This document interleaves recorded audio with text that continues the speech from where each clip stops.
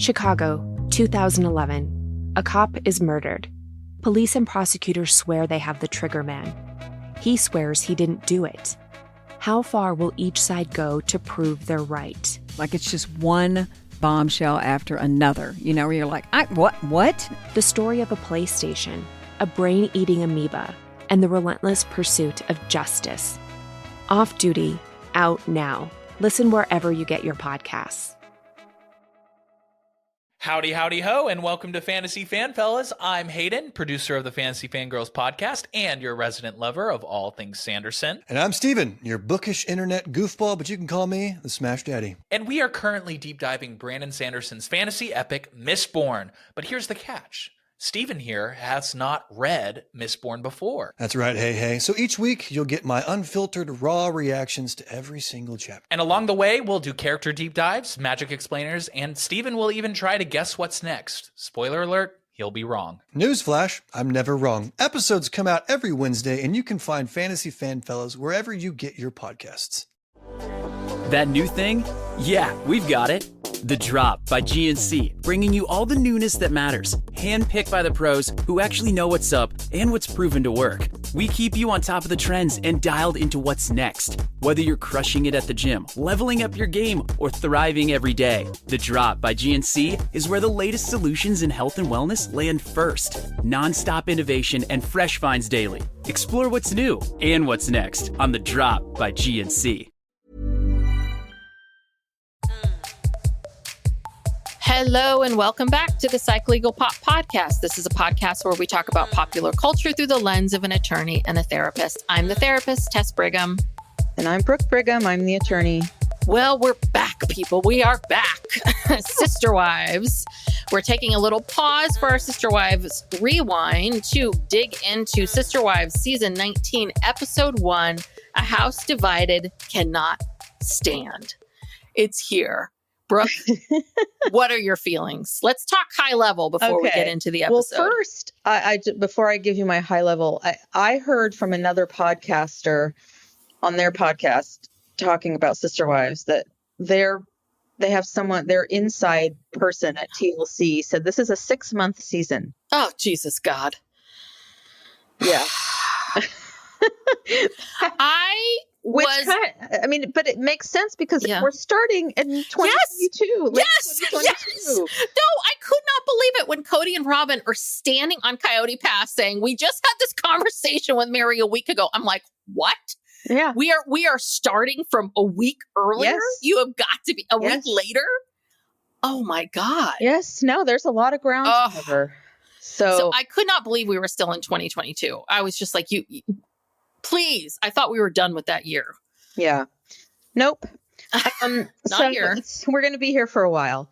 So, high level, I watched it twice. The first time I watched it, I was kind of like, that was it. Because my expectations, I think, were so high. And I felt a little underwhelmed. But then I watched it again and I was like, okay, there's good stuff here. There's still plenty to talk about. Well, it's because you had watched it and you said you had told me it was underwhelming. So I think I walked into it thinking it's going to be underwhelming. And I was like, oh, there's good stuff here. Yeah. It's pretty good. So that's why I liked it. So I just had my expectations up really high. And they're definitely, there's definitely plenty to talk about, plenty going on. Mm-hmm. And so what they do is before the show even starts, they have, a screen that says that, they tell us where we are in time. It's late 2022. And then they say that, they began filming late 2022. And then on March 5th, 2024, Garrison Brown died. And they say he was greatly loved and will be deeply missed. So I don't know if we will even get that far in this season. I kind of think not, the way things are going. But they just had to say something to acknowledge that. So, it was so it's kind of weird since we know a lot of this stuff and we know what happens after a lot, like putting it all into context is sometimes kind of confusing. I don't know. What did you think? Yeah. I was shocked that it was a week later. I really thought my prediction was that they weren't going to talk about Garrison at all and that they would talk about it maybe at the end. But I thought we would be starting in 2023. I thought we're going to be midway through 2023. And that when we get chronologically to that time of their life, this is going to be maybe where they ended or split off or have something. But I don't know if we'll even in the timeline get there.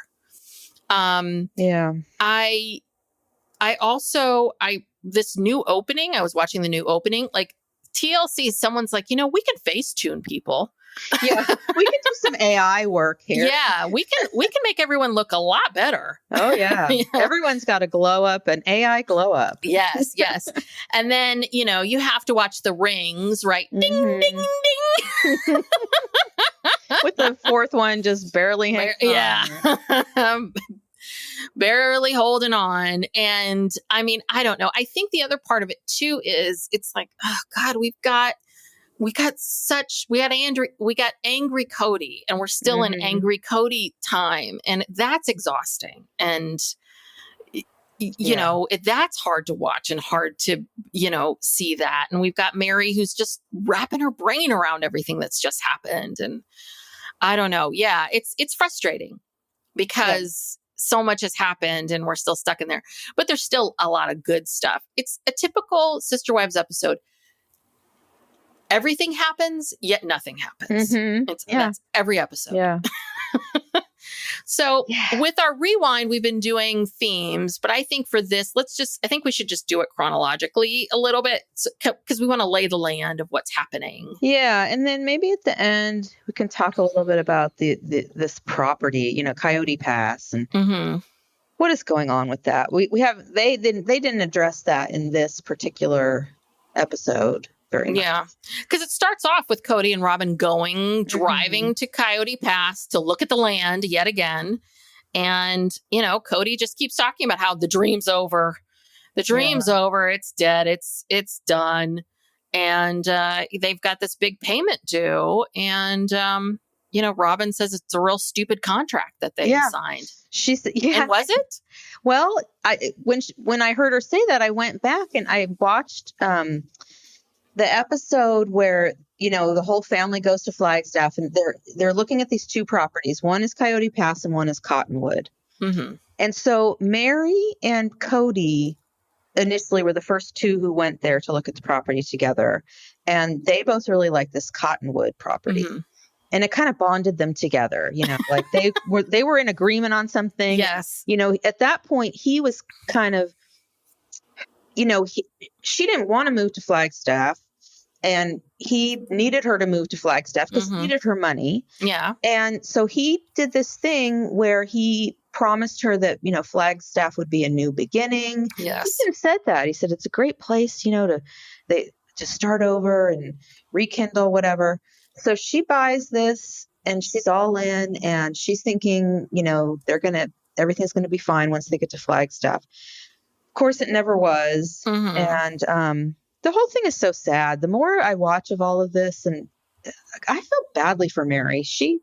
I really think, just a little side detour, I really think it started with the legal divorce. I don't think that was her idea. I think it was Kody and Robyn's idea, because they wanted to adopt the kids, and that's foremost in their mind. I don't think Meri was thinking that much about that. And, but they had to make it look like it was her idea for the show so that they didn't look like monsters. And I think that really broke her spirit, the divorce thing. Anyway, so then the whole family comes to look at the properties, and they're debating Cottonwood and Coyote Pass. And Robyn really liked Coyote Pass, and Christine liked Coyote Pass. I don't think Janelle really cared. She just wanted to. Janelle's like, whatever's easiest for the taxes. Right. Really. Whatever's cheaper and tax. I don't have to do any work. Yeah. She didn't. But Robyn really wanted that Coyote Pass. And they got Coyote Pass. She somehow convinced Kody to change his mind. So, and now she's saying, oh, well, these CC&Rs, covenants, conditions, and restrictions are really stupid. And it's like, well, you knew about them from the beginning. Mm-hmm. And I remember too that when they were negotiating the sale, they tried to get rid of the CC&Rs, but the seller said no because it was being seller financed. You know, they're still on the hook. You know, so of course they're going to enforce these CC&Rs anyway. Yeah, but now they're stupid. So, Mm-hmm. and they have to pay off the land. They obviously have a balloon payment Yes. coming up. Yes. So we have, and then we learned that the Meri breakup was a week ago, and I was just like, what? I was losing my mind. And then, you know, is it Meri that says this? Like, I've seen this coming for the last 10 years, but our spiritual marriage is still intact. So that's going to take some time to unpeel that. And it's a little bit like, okay, but didn't Christine just leave? Yeah, well, because Christine basically said, I don't believe in this religion anymore. And so I don't consider myself spiritually married to Kody anymore. And she just kind of declared that. But I guess Meri, I think Mary's still hanging on a little bit. You think? Or is Meri still part of that church? Like, we never hear her talk about it. We never hear her do anything, you know, all this worthy up stuff. She's not talking about it at all. So there's this other part of me. It's like, are you still involved in this? Like, why can't you also do what Christine did? Because basically you broke up. Yeah, that's a good question. I don't know because, she doesn't really talk about it. But she's never. But did they really get spiritually married? Because, well, I guess they do. They do a legal ceremony and then they do a spiritual ceremony. I guess so. I don't know. I think Meri is acting tough. I think she's not, like, you know, when she was talking to her friend Brandi, she kind of broke down about, what do I do with all my Christmas ornaments? Yeah, well, yeah. And I can, it's funny when she started talking about that, I was like, oh, wow, you're really in the beginning of this. Like, if you're worrying about Christmas ornaments, like you cannot wrap your life around the idea of being divorced. And I think that as much as, you know, everyone's like, well, hey, Meri, you know, you two haven't barely been in the same room for years. I think at the same time, I think that being there, a lot of Meri's identity, it sounds like, was through being a polygamist and being married and, you know, being this person and maybe being the first wife, you know, all of these things created her sense of self. Yeah. Cause she often says that, you know, she and Kody started this family. She said that a couple times, like in this episode alone. So yeah, it was only when he completely humiliated her on camera by saying that, you know, he he's no longer married to her and would never have a marriage with her. I mean, he was so, and even then it was like, yes, this is tough to watch. And I hope Meri gives us more, because it sounds like she's at this point now of being a little bit like, why am I protecting him? And I do wonder if what he's been doing to her is telling her one thing behind closed doors and saying another on TV, or telling her, oh, I'm saying this stuff on TV, or I'm doing this, I'm doing that. But no, that's not true. I don't really feel that way. Because it definitely sounds like she got sold something. And you're right. It was on the show. Like, you know, we're going to rekindle and this will be a great place for us. And, you know, we see Meri going back to Vegas and she's like, I don't even want to go to that part of town to see those houses. Cause I think she's kind of like, you motherfucker, you know, like, we had a good setup, you know? Yeah. Yeah, that was the dumbest move ever. Well, and also, we can get to this, but, you know, Kody gets into this whole thing about, is polygamy fair to women? Is it fair to men? And you have the ability. It's like, no, Kody, you've been driving. You drove a lot of this stuff. You drove the move to Vegas. You drove, this move to Flagstaff. You know, a lot of people believe that it's Robyn in the background, but like, Kody, you have been doing this stuff. You have been.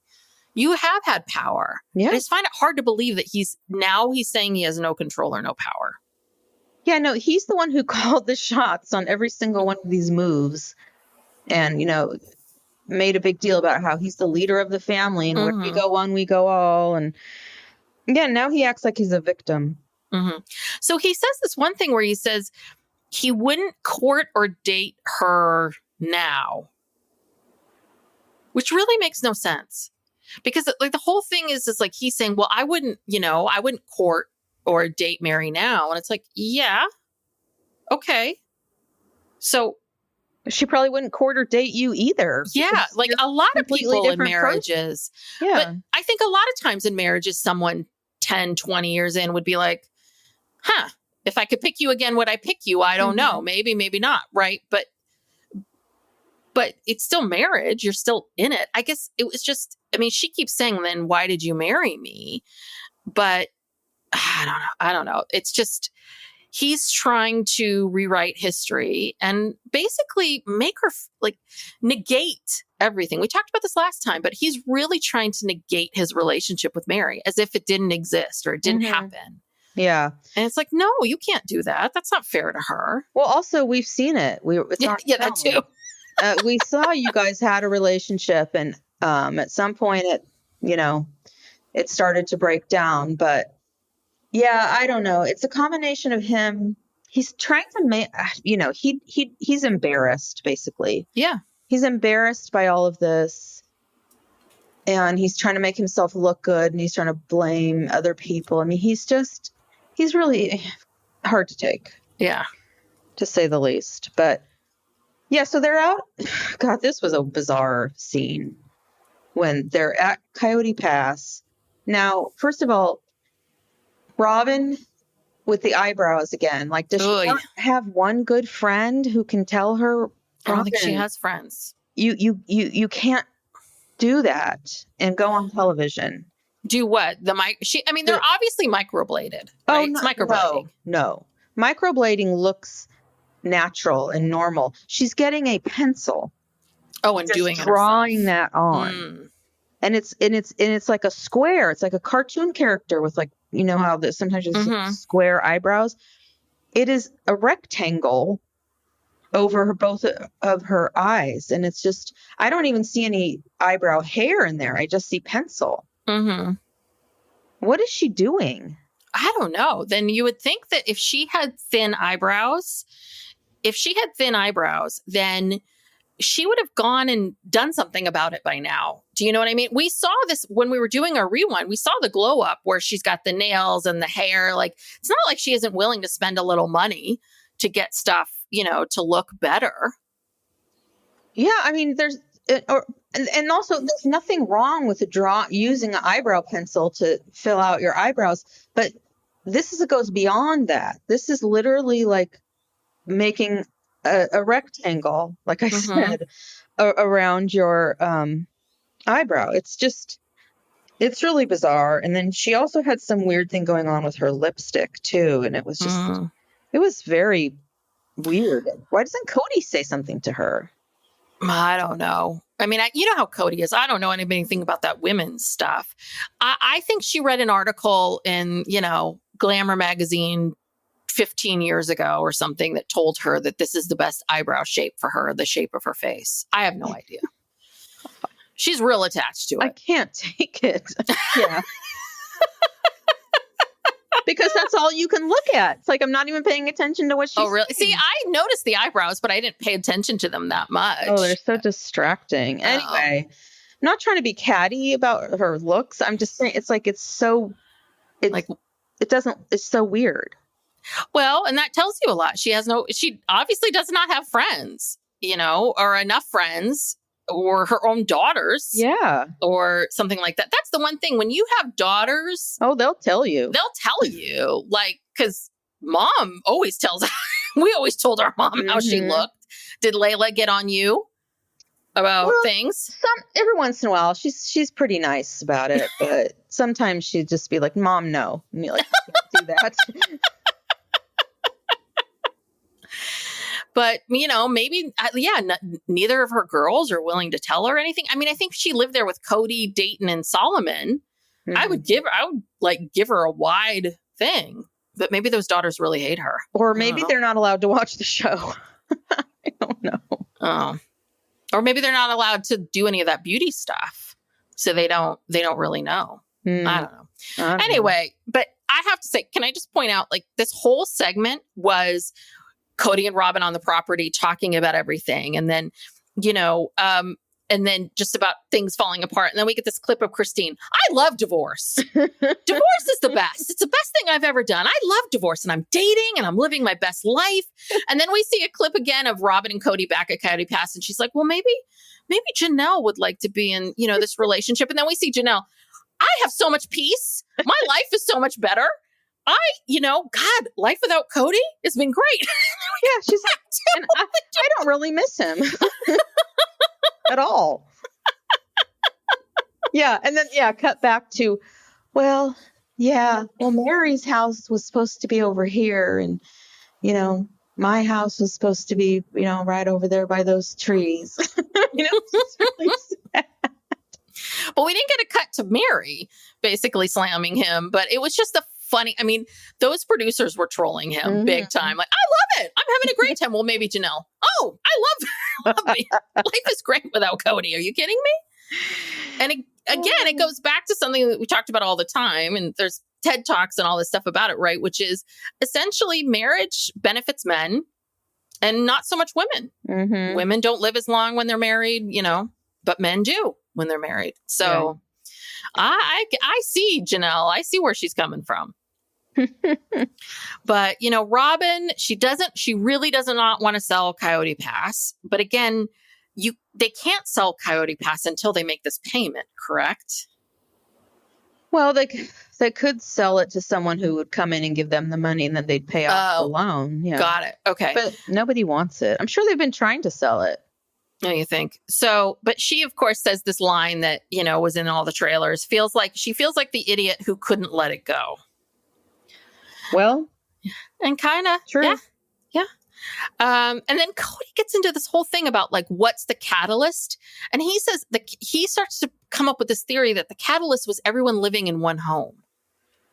Like, no. The catalyst for what? Everything being destroyed. Everything, all of it, everything falling apart. Because Cody's in this very, he's still in this very angry, my life is falling apart.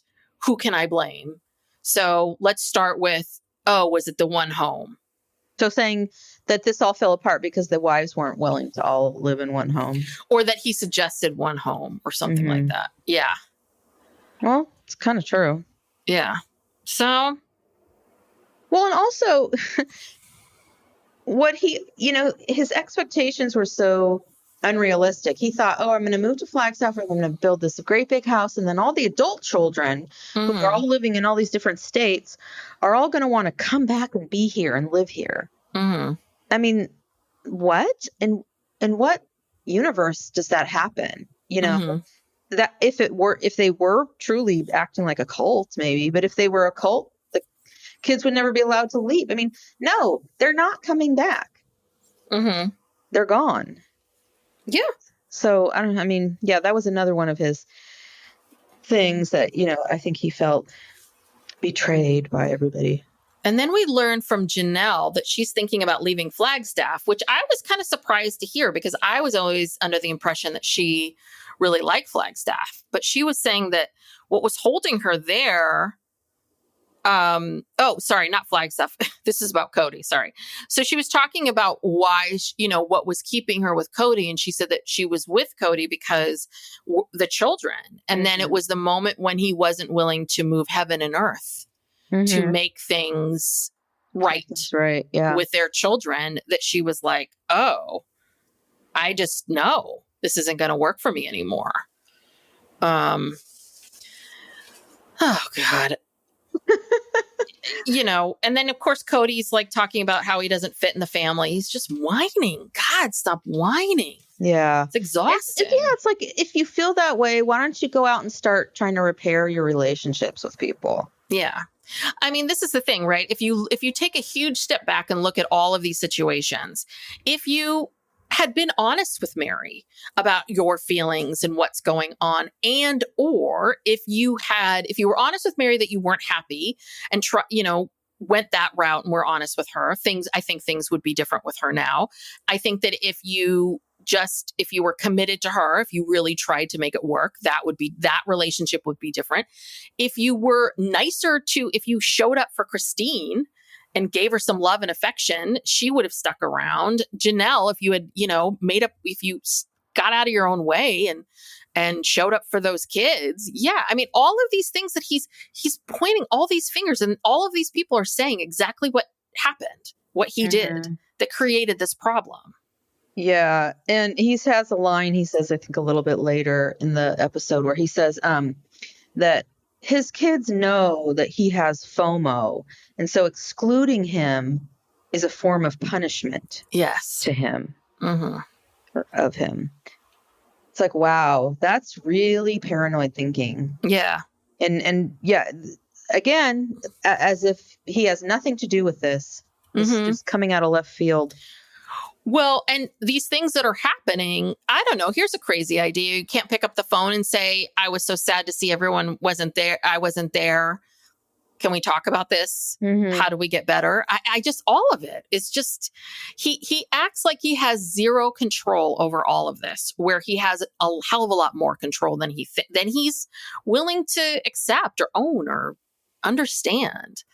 And most things we don't have a ton of control over. This is one where he does. He really does. And again, later in the episode, Janelle's explaining that Maddie has no relationship with Kody because she's afraid that he's going to do some, jerky thing to her and hurt her and her kids and her family, and that she doesn't want to be part of his life unless he shows her that he's going to, be a stable part of their lives. And then the producer brings this up with Kody, and he's like, I'm not talking about Maddie. I won't talk about it. All right. Okay. Yeah. So then what happened? We're at Mykelti. So Mykelti is very, very pregnant with these twins. She's 30 weeks along. They're having a baby Sprinkle. I'd never heard of that before. You've never heard of a Sprinkle? No. Oh, well, because, not a shower. Yes. Well, when the first baby, it's a shower because you need all the stuff. Yeah. Second baby, if you want to, being the second born myself, you want to celebrate us, but you don't need all that. You don't need the big party, and you don't need all the stuff because you probably have a lot of that stuff. Yeah. No, I'd never heard of that. Sprinkle. Oh, Sprinkle. I was just today when I was down at Pug Sunday, we were just talking about, because the woman, one of our members of Pug Sunday, one of the pug parents, she's pregnant again. And we were just talking about having a pug Sprinkle. Oh. For the baby. Yes. Oh, you crazy pug. I know. We are crazy. We're going to make it very classy, though. So maybe the pugs won't be invited. Who knows? But anyway, yeah, they're having a Sprinkle. And for people that are, for these very highly religious people, they really love to gamble. They really do. And so this whole thing is about, because it's twins, it's called Double Down. And of course, Christine's like, Double Down is something you do in blackjack. It's like, we got it, Christine.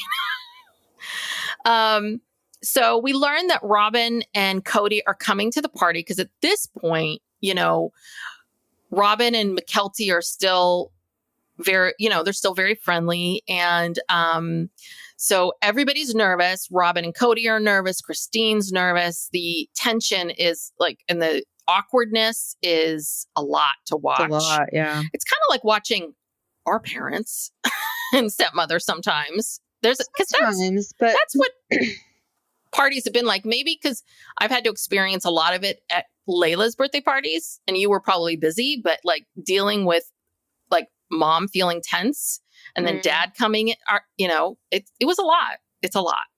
Yeah. And, that's one thing, I didn't like the attitude that Christine took about this, because she was very much basically saying that if she even said hello to them, that would mean that, she was willing to be friends with them and she's not willing to be friendly or friends or whatever. Mhm. No, I don't, that's a stretch. Like, I think it's okay to say hello. I don't Mhm. know. I mean, it's the father of your kids. You're here celebrating, your daughter is having babies, 2 babies. You can't say hello. You can't say hi. Yeah, I didn't like how anyone behaved personally. I mean, all of these adults acted like children, like teenagers. But yeah, I was with you. I felt like Christine was digging her heels in a little too much. Mhm. Like, you're hosting this, Yeah, you knew this was happening. You're hosting this party.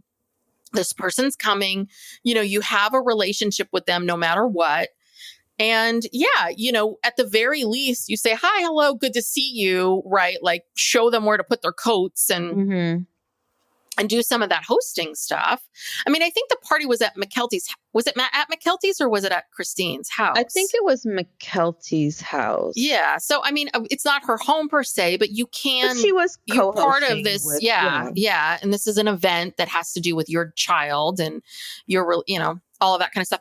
I'm with you on that. I really felt like Christine. And the other thing that was interesting is Robyn mentions, she said, I have not seen Christine since I was at her house and she told us she didn't want to have a relationship with me and my children. And again, Robyn, did you not watch the tell-alls? Because Christine explained that.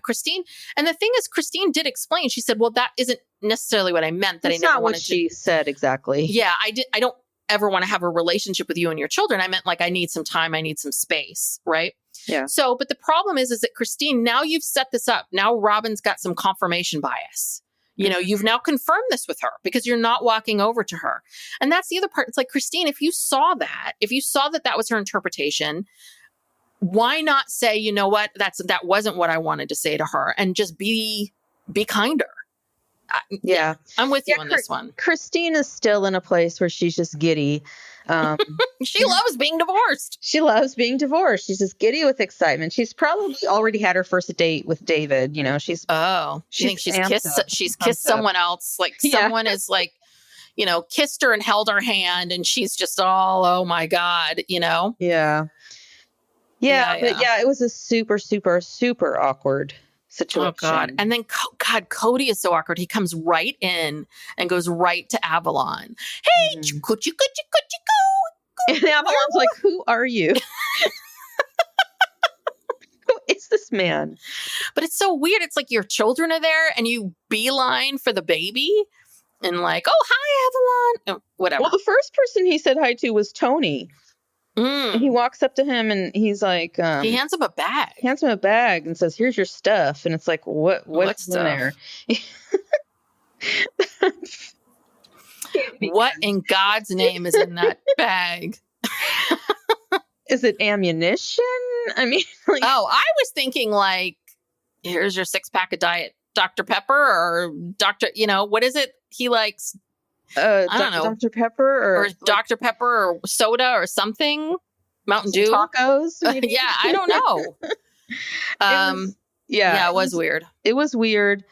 I didn't even really and then he made a beeline to Avalon. I mean, he's just he doesn't know what to do with himself. And Robyn too. And at one point she's walking around. Did you notice she's got like a pair of those like 1 or 2 pound weights in her hand? No. Yeah, she's walking around with these weights in her hand, and it's like, what are you doing? Where did you get those? It was so random. I don't know. That's so weird. Kept noticing all these random things. Yeah, God, it's so awkward. But we learned that Robyn, from these interviews, that Robyn and Kody are really struggling. Robyn says that Kody doesn't know who to blame. So he's looking at Robyn going, will you reject me too? And then Kody says, Robyn still tells me she loves me, but I have 3 people who blame me and hate me. And I'm feeling really low. And I've been hearing Janelle and Christine berate him. It's challenged a resolve within myself. Wow, So it's a lot of words. Yeah. But I mean, I can imagine, just to take not to take his side, but it would be hard to take, you know, Janelle and Christine and now Meri, but all of last season was just Janelle and Christine bashing him. And so if he's watching that, then yeah, like I see that that's hard, but he's not willing to look past that and see, well, what are they saying? Like you mentioned that Janelle is very angry because of the way he treated her children. He doesn't take any accountability for that. Christine is very angry because of the way that he treated her and her children. And her children, you know, with Isabel's surgery and everything else. And he cannot take any of that in. You know, he can't look past the fact that they're angry and ask, well, why are you angry? You know, and now he doesn't see why Mary's angry. And it's like, dude, you just said on the, you know, on TV television that, you know, you didn't love her anymore. You don't consider yourself married. You wouldn't care if she went off and married someone else. It's like, you basically said you don't care what happens to her. Wow. You know, it's like, oh, poor baby. Like, yeah. Well, one thing is when they first started talking about Robyn and Kody coming to this party and Christine seeing them for the first time, they replay the infamous clip, the infamous knife in the kidneys clip.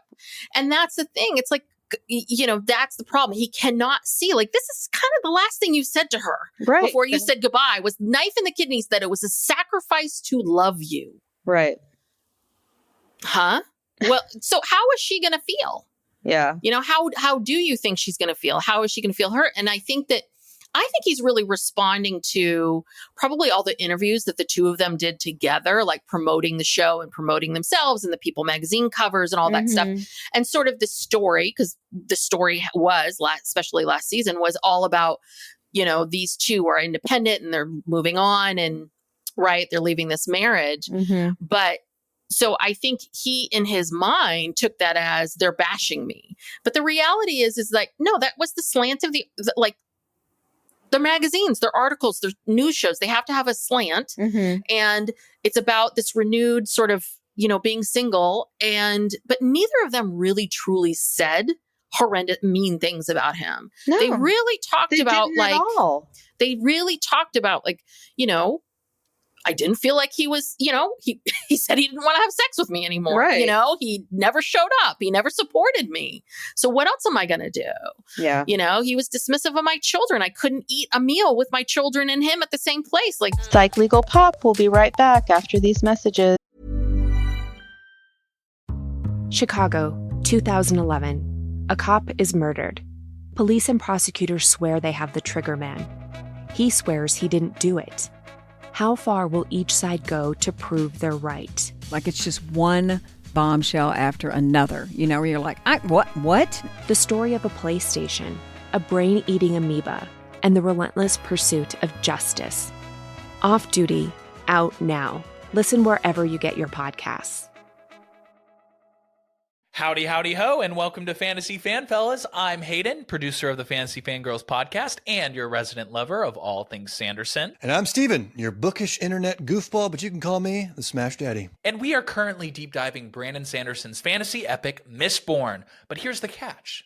Steven here has not read Mistborn before. That's right, hey. So each week, you'll get my unfiltered, raw reactions to every single chapter. And along the way, we'll do character deep dives, magic explainers, and Steven will even try to guess what's next. Spoiler alert, he'll be wrong. Newsflash, I'm never wrong. Episodes come out every Wednesday, and you can find Fantasy Fan Fellas wherever you get your podcasts.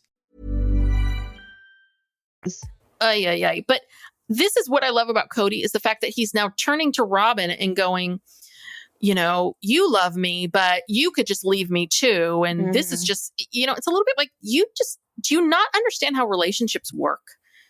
What do you feel from her? Does she seem like someone who's going to leave you? Have you been paying attention to her? Yes. So I don't know. It's just, he needs someone to blame. Yeah. He needs someone to blame. He's just being very dramatic. Like he's saying, I've been excommunicated from my own family. Oh, God. Oh, and yeah, sorry. And the other thing he says is he thinks Christine is saying a bunch of negative things about him to his kids. Yeah. It's like, come on. They are all truly is 13, 14 now? Yeah. You know, I'm sorry, but kids know. Kids can see. They have eyes. So, yeah. And also, who was it that said, well, Robyn kind of tried to stick up. I don't, maybe, was she sticking up for Christine? She said something about how, having, she was divorced, and she said that yeah. the cardinal rule is you're not supposed to talk badly about the other person. I couldn't tell if she was defending Christine or accusing Christine of that. Well, and then she made this comment about how, right, that the cardinal thing is you don't say anything negative to your kids about your former partner. Mm-hmm. But it was like, but didn't you take these children away? You've been yelling, you've been saying this guy's an abusive asshole for years, and you took away his parental rights. Huh? Yeah, I know.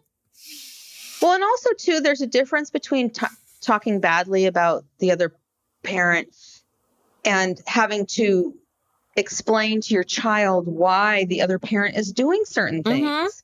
Mm-hmm. Because you can't.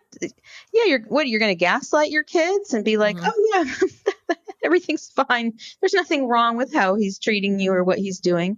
No, mm-hmm. You have to talk to kids, and you have to put things into context for them and you can do that without bashing the other person. Mm-hmm. But you can just talk generally about, like, yeah, here's what's going on. This is hard. I know, you probably don't feel very good about that. Whatever. You know what I mean? It's just what? No one's supposed to say anything about you, Kody? Yeah. Doesn't Christine have to explain to truly, like, why you're not around? Yeah. Yeah. Why you're spending all your time with Robyn's kids? So then this was my favorite part, was Kody starts to talk about the dream and the death. And it was the dream of Camelot. I'm like, you are comparing yourself to the Kennedys? How dare you? Okay. Like, it's just so funny. It's like, wow, that's really, you think that you're what, one step away from being a Kennedy? Like, what are you talking about? It's crazy. He really doesn't get it. But that party and that shower the sprinkle looked horrible. It just looked torturous. So I swear awkward. To God, the whole thing was awkward. These two people these three people not even acknowledging each other in the same room. Torture. Yeah, at one point they're all kind of standing right next to each other, and Christine just keeps talking, and then she just turns around and leaves. Yeah. At that point she could have said, "Oh, hey, hi." I don't know. Robyn's afraid to even come in. She's like kind of standing out right outside the doorway. Yeah. And just kind of looking like, is it safe? And then she's like, "Oh no, I better not walk in. Christine's right there." Yeah. But even that's insane. Do you know what I mean? That's insane. It's like, you are an adult. What is she going to say or do to you in this moment in time? And also, if she does say or do anything, it's captured. You've got witnesses and a camera crew. A whole camera crew is here. Right. So what do you think is really going to happen? Everyone's on their best behavior, including Kody. I've never seen Kody be so affable to everybody. I mean, well, did he even talk to his kids? It was like, Isabel's right there, Kody. Like, are you going to turn and talk to her? Yeah. I saw him hug Aspen, I believe, and maybe Truly. I don't know. Oh, hey, Truly. How you doing? Long time no see. Long time no see. Not since the knife and the kidneys have I seen you, or that goodbye party that we had. Through the window.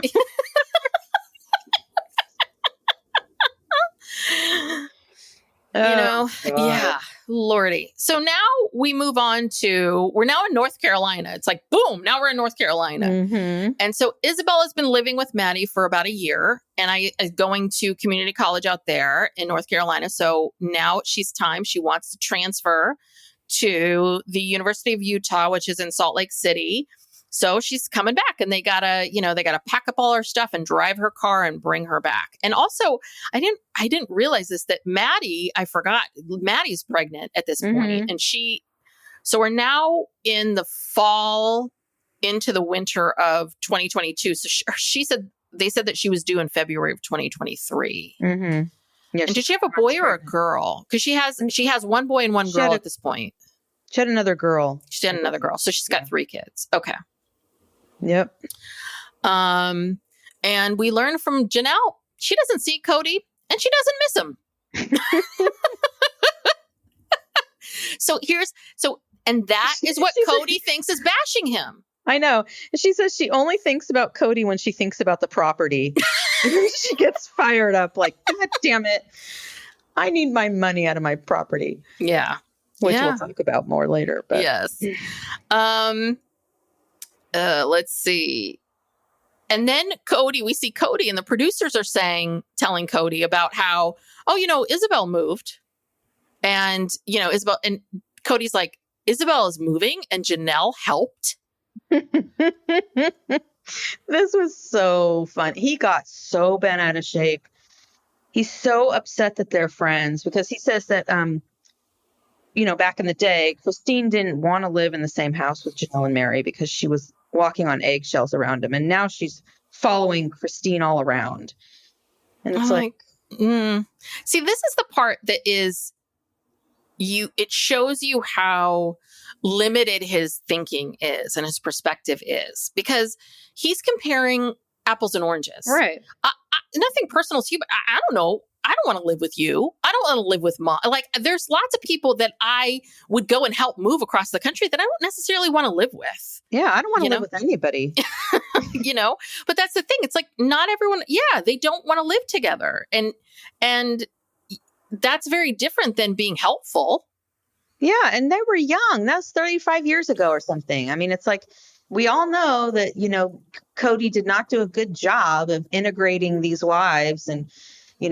Facilitating good relationships with them in the beginning. It sounded like it was just a total disaster. A bunch of young people didn't know what the hell they were doing. Okay, that's very different from where we are now. Yeah. And also, this is Janelle's daughter. Of course, she's going to find a reason. Like, she's going to drive. The daughter's pregnant. She doesn't see her that often. She wants to see her. They're driving back together. They have all that time in the car to be together and talk. Yeah, but Kody, he doesn't think that way. No. He doesn't think like driving across the country with your child for 3 days is a fun experience. Like, yeah. Or something that you would want to do. Because, again, doesn't involve him. So now we're in Vegas. Meri is going to see a good friend of hers, which... Have we seen Brandi before? Well, they showed a picture of Meri and Jen and Brandi. Yeah. She said she's been a friend of hers the whole time they were in Vegas. So, but we've seen many of Meri's best friends, quote unquote. And I don't feel like I've seen Brandi before. She seems very young, Brandi. Yeah. Like a good 10 years. Oh, yeah. Plus younger than Meri. But Meri said she had meetings in California. Oh. She had meetings in Vegas, I guess, or near there.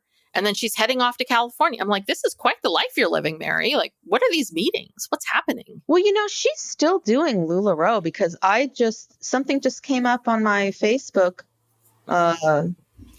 There's some video in like present day of her doing her Friday not with Jen, but she goes live on Friday, to sell her stuff. Yeah. So she's still doing it. Oh, yeah. Yeah. She is. And I mean, I'm assuming there's still a huge group of people that are still doing LuLaRoe, even post that documentary and all of that. Yeah. Well, I think that maybe not as many people are doing it because they realized, unless you're at the very, very, very top of this, you really don't make money. Because I think Mykelti, I think, still does it. And I think Christine might have gone back to doing it. I'm not really sure. But yeah, with this show, they just have a built-in, clientele. So why not? Yeah. Well, I think then it sounds like probably what they're having to do is they probably have to really focus on selling the clothes. They must have to really focus on, because they can't be trying to recruit people. You got to sell this, got to sell the leggings. You got to do it. So that's probably what's happening. And Meri tells Brandi, Kody and I are officially done. And Brandi's like, thank God. Phew. But then Meri says, well, I wish it wasn't true, but it is. I thought she was doing this empowering, she's worthying up, like Yes. we're officially done. And then it's like one step forward and then two steps back. I know. I mean, it's such a hard thing because I'm trying hard to be empathetic with Meri and really trying to like get into her head and try to understand, first off, why she stayed so long, but also when this person wasn't giving you anything, but also just what this must be like for her. And I think that for her, you know what it is? It's like, I bet you anything. She knows things have been bad for a long, long time, but it's sort of like but there was always hope. There was always this hope out there that maybe something could change and it could get better. But now he's like the door is completely closed. Yeah. And it's hard for her to wrap her brain around that. So, but Brandi's real happy. And Meri says that Brandi isn't the only friend of hers that was happy to hear about this. Oh, no kidding. And, everyone's really supporting her for the first time. And she's finally getting the support that she needs. Everyone's so happy. Yes. Yes. It's finally over. Yes. Our long national nightmare. It's finally over. Yeah. So and then, yeah. Oh, I was going to say, yeah, they talk for a while, but I found it all very boring. Yeah, there wasn't, they don't really get into much. I mean, basically, we can get into that. But then there's this whole section, which we've already talked about, which is like, they get back from North Carolina. Maddie's not in contact with Kody. Kody won't talk about it. And then, this was interesting. Robyn, we see her interview with Robyn. Robyn says she doesn't understand why Kody isn't reaching out to his kids, like that he should be. And I was like, I was nodding. I'm like, okay, good for you, Robyn. And then she puts this gem in. She goes, but the kids should be reaching out too. And I'm like, no, you just lost me, Robyn. No, you had me and now I'm gone. Yeah. The cardinal rule is you're always the parent. It is always your obligation to make things right. Period. Yeah. I mean, unless it's some, extreme situation where your child is, a dangerous person or something, which is not the case here. But no, that's bullshit. But I thought it was cute. Like they all, like Avalon and Evie and Axel all reunite. And then seen each other for a long time. Did you catch this? Then there was this, and I feel like this happened last season too, and people were pointing it out. And I guess I didn't see it before, but so there's a talking head interview with Mykelti.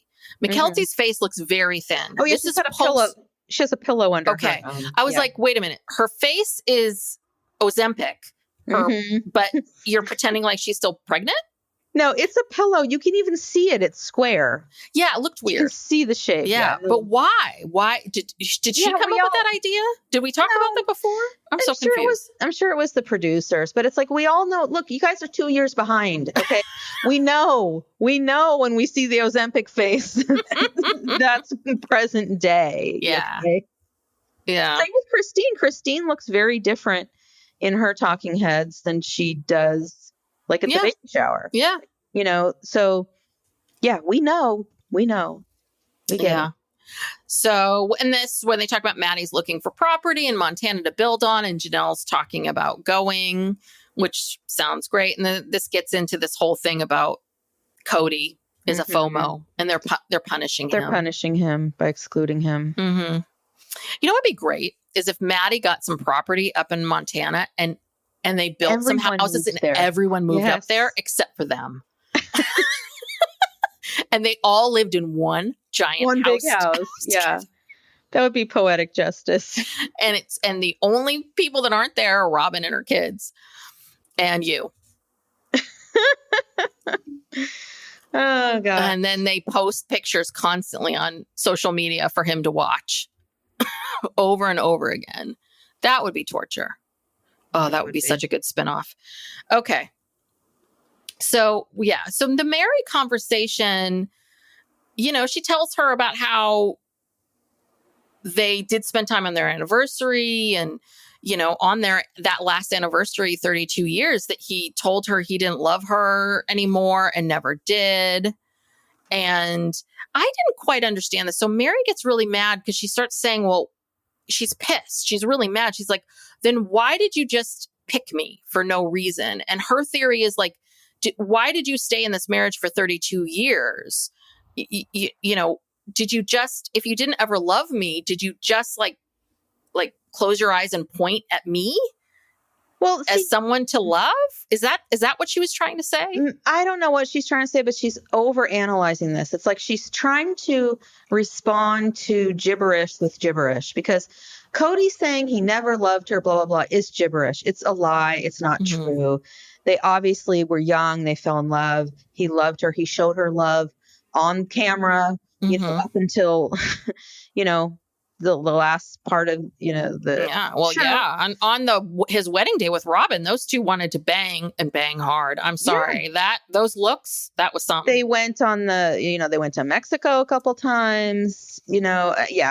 So he's lying, and so she's trying to somehow twist in her mind, come up with some sort of explanation. It's like, Meri, there is no explanation.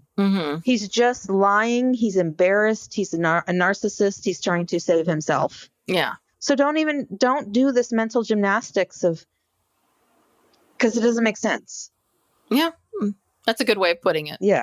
I'm Meri. I'm sitting around trying to make sense of Kody in these comments. It's impossible. But this is where they get into this whole thing about polygamy. So Kody says, you know, so it starts off with Meri saying that they were talking about polygamy and how polygamy is unfair to women. And Meri says, maybe it's that it's less about that polygamy is unfair to women, and that maybe it's more about the fact that maybe you're just unfair to the women you married or to women.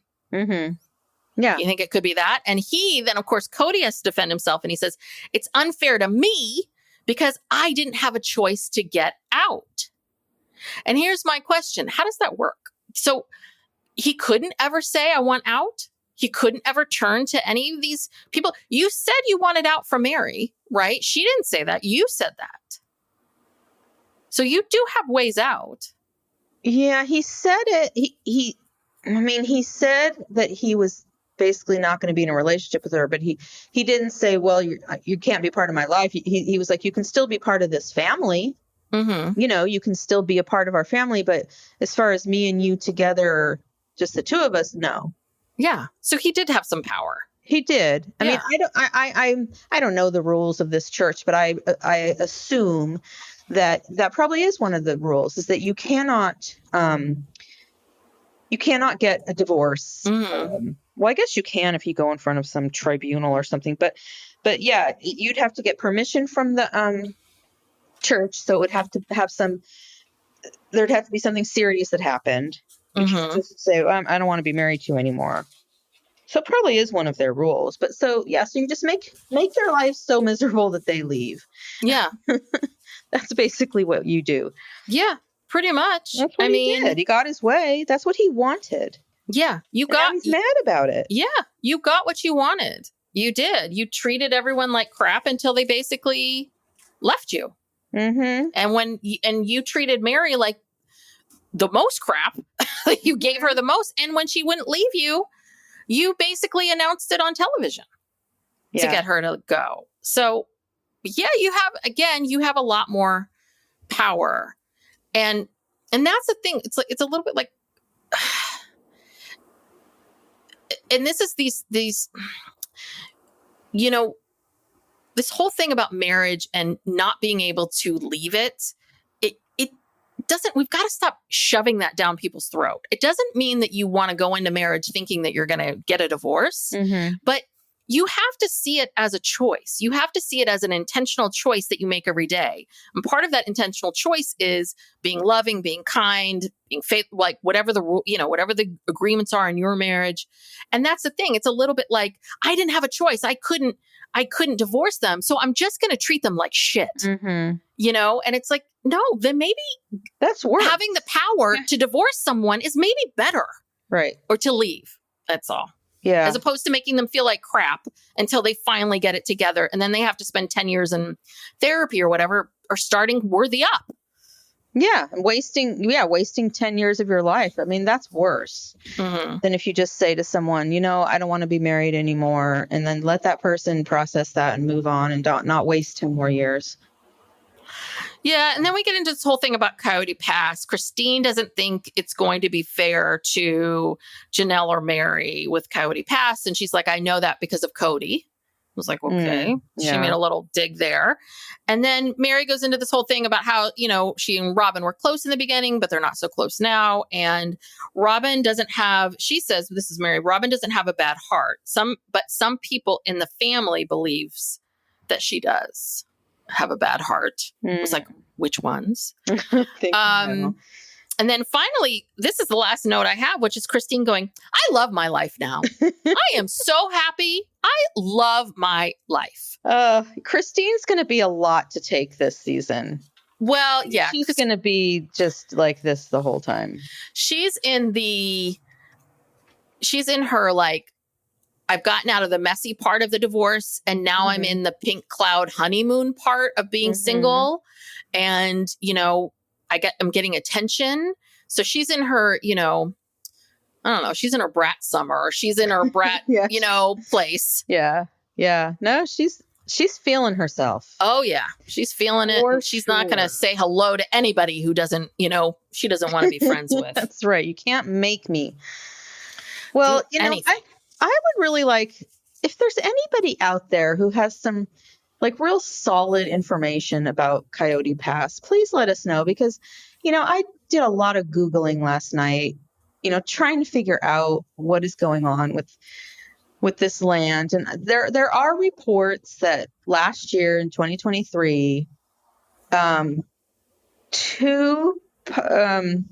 least 2 parcels were paid off, because there's a reconveyance of the deed that's, someone has gotten a hold of. And so there are 2 parcels that Kody and Janelle owned jointly, and they paid $340,000 to pay those off. So this must have been a balloon payment, because there were 4 parcels or 5 parcels. What's a convenience? Conveyance. So like when you have a mortgage, there's a deed of trust on your house. It secures the mortgage. That's how you can foreclose on a property if you don't pay the mortgage. And then when that mortgage is paid off, they reconvey the deed, meaning they take the lien off of the property. Got it. It's just a legal document, part of the chain of title. Kind of like isn't it sort of like when you finally like pay off a car or whatever? Yeah, and you get that title. Yeah. Yeah, similar to Or you that. buy it outright, which I've never done. Yeah, similar to that. So, and then I also read something that said that there was a parcel that was owned by Robyn and Kody that got paid off. I don't know. I'm so confused because I feel like that doesn't add up to all of the parcels. Maybe it does. I mean, if it truly was a balloon payment and it was due, they would have had to have paid it off. But where did they get that money? Again, you're talking about, several $100,000 here. I don't know.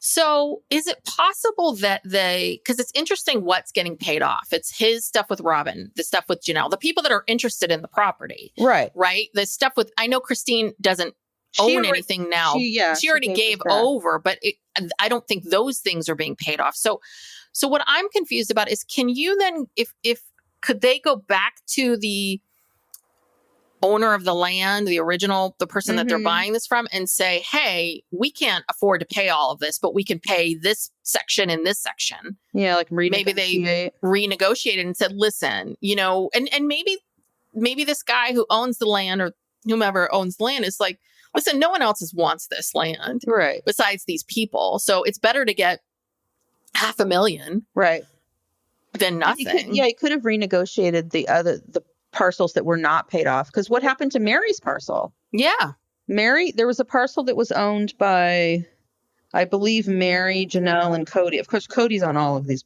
properties. Yeah. So yeah, because Janelle. Well, but I don't even know. Is she really interested in the property? She's talking about Montana. I don't know. Well, she was, I think at this stage when they were standing out there talking about all this stuff, I think she was, because she was the one really wanting it. But now I think that things have changed. Yeah. I just don't understand their money. Yeah. I have no idea how much they get paid for this show. Maybe it's a lot more than I think. I have no idea, what other money they have or business ventures or anything. It's really Maybe hard to wrap my head Cody's around. great at investing, and he's been investing the money really well. Plays the stock market? I don't know. Well, they bought all that art that's in that Yes. house. People say they're trying to, hide the money there. Yes, that's one of the theories. Well, yeah, because they have these sculptures and these paintings that are, they average about $10,000 a piece or something. Yeah. And it's really ugly. I don't know who would want to buy it, but obviously if it costs that much to buy it, there's obviously a cult following of this artist. Or this artist is like, these two idiots will pay anything for my shitty art and no one else will buy it. So, I mean, if they declared bankruptcy, would all of this financial stuff come out? Because that would be, I don't want bad things to happen to them, but I would be great I'm with you, because it is very confusing how they have any money. If they filed for bankruptcy, it'd be public record. Anyone could see. Yeah. And he and Robyn are the ones who are legally married, and they're the ones who are legally on title to that house. Mm-hmm. Well, and so maybe it's like they whatever equity they had in the house, they took it out. And maybe it was that and like a loan, right? Maybe they got some kind of loan and I get the sense that Cody's one of these people that are like, steal from one to pay the other. Right. Something Peter for Paul. To pay Paul. Yeah. I think that my guess is that it's just loans and things. Yeah. You're right. To ensure that. And so that's probably why they are selling their house, because they probably think that, Cody's real great at timing the market. You know how he did. Yes. He fucked that up in Las Vegas. But and the market's terrible right now. It really is. But for maybe the market is good for like a high-end home like that. Maybe, because I feel like the market's not good for just sort of regular houses, but for larger houses, maybe the market is good. So maybe he thinks that this is a good time to sell a house like that. And it is listed for a lot of money. And he probably thinks he's going to make a lot of money off that house.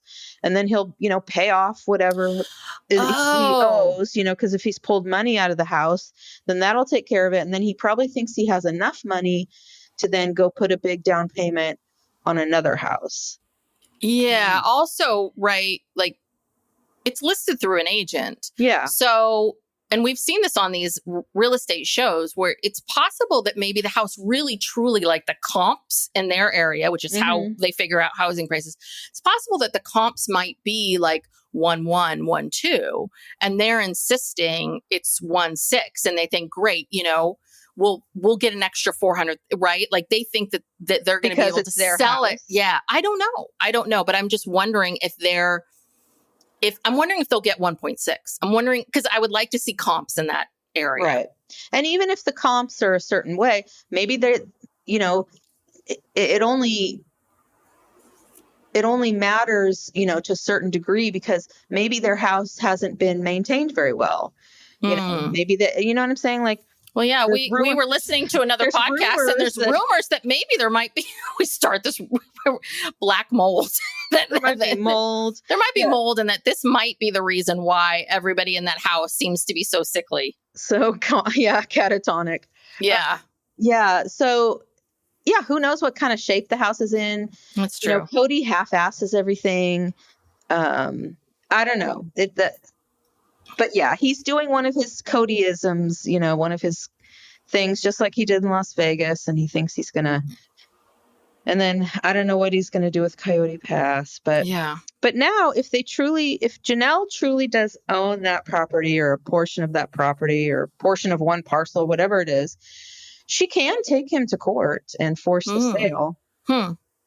But again, you just paid it off.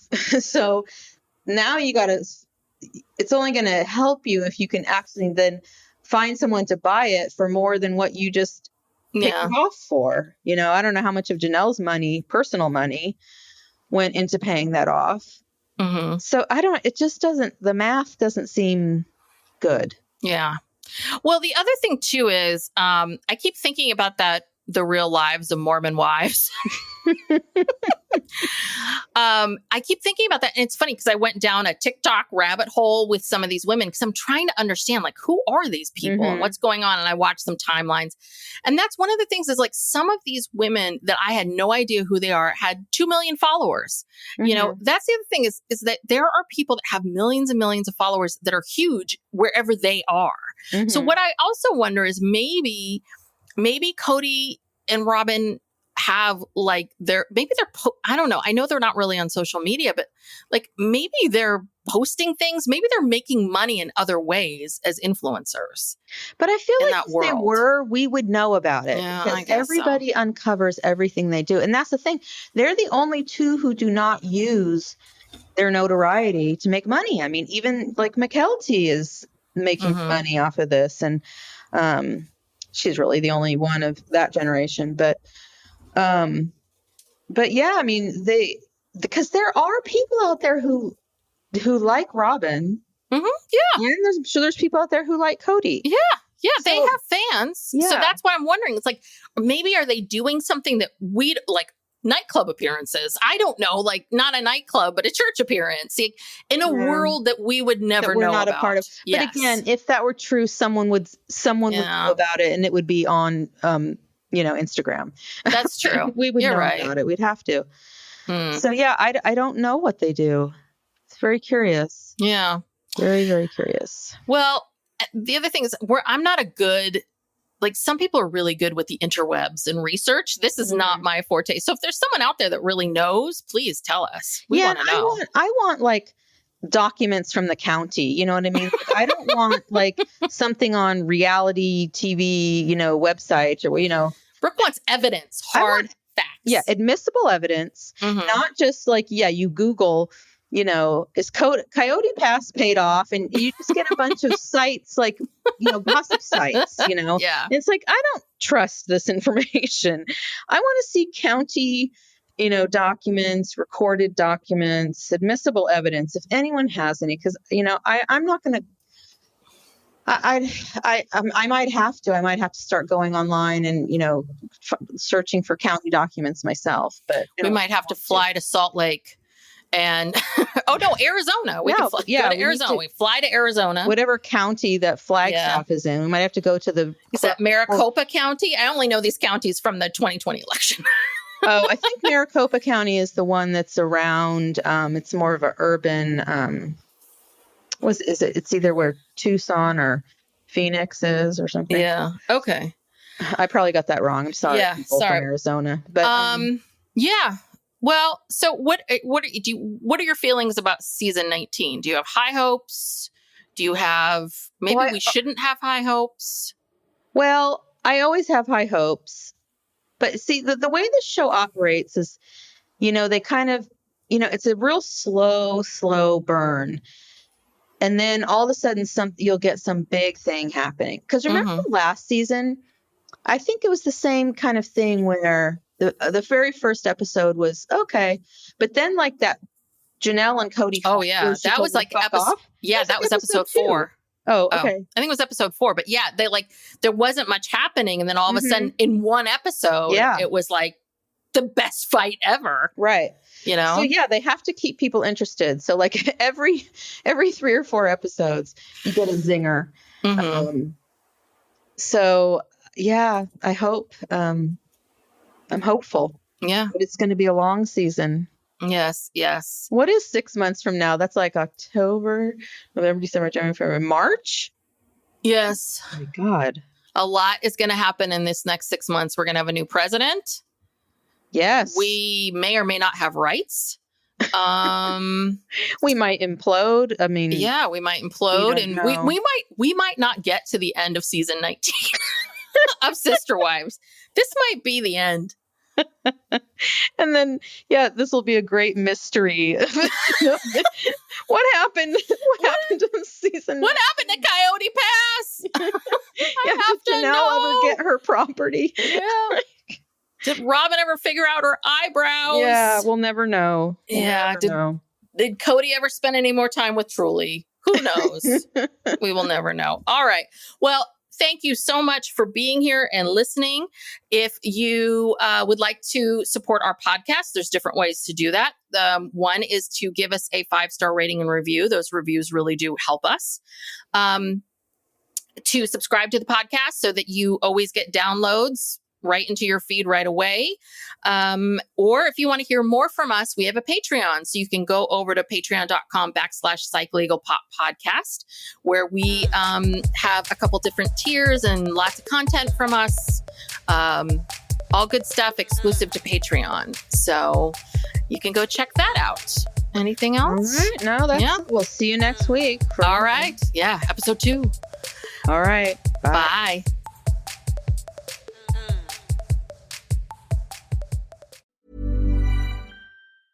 This message comes from Jackson.